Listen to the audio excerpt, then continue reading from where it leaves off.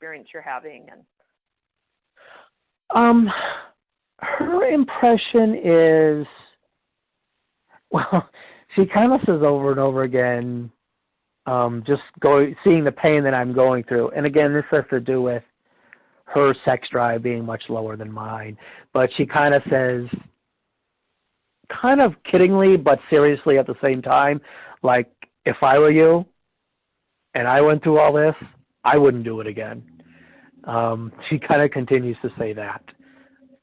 Okay. So, you know, she would, I mean, I think there was a part in it was kind of envious of all these guys on the Frank Talk website who had wives and girlfriends who absolutely couldn't wait to have it done, and you know, and were so thankful that they had it done. My wife, unfortunately, isn't in that camp.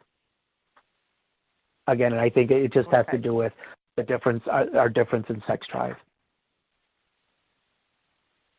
Okay. I'll wrap up today with just, again, you know, 2 weeks into it, having gone through this experience, being at the stage of recovery you're at, what would you, I kind of two questions to wrap up with. What would you say at this point to other men considering the procedure? What advice might you give? What might you tell them to watch out for? Kind of what would you have to say at this stage to others? I would probably have to say that, you know, just speaking from my experience, that 2 weeks out, you might feel as if you might have these fleeting thoughts like, was it worth it? I can't, you know, firsthand say, yes, it was worth it right now. But I also have every confidence that owing to the surgeon I selected, to, having communicated with so many men that have had the surgery, even though I'm not yet looking at it like I would do it again in a heartbeat, I also am fairly confident that in 6 months' time, a year's time, I will be in that camp of men that would do it again in a heartbeat. Okay. So that would be one. And then the other... Oh, go ahead. Yeah. And then the other would be, it's painful. It's painful. It certainly has been for me. Mm-hmm. Any tips or tricks? Like I've learned a few things that have really helped with the pain.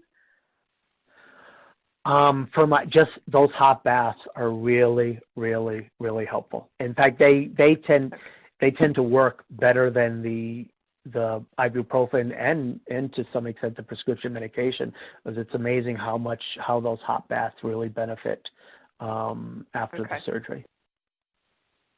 Okay.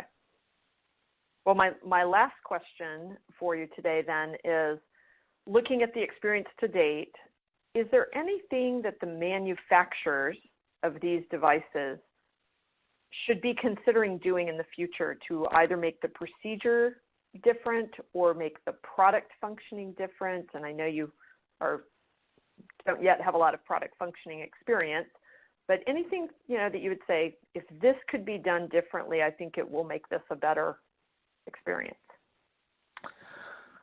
I think right now, if they could find a way to keep the device so that it gives you that real firmness, but also,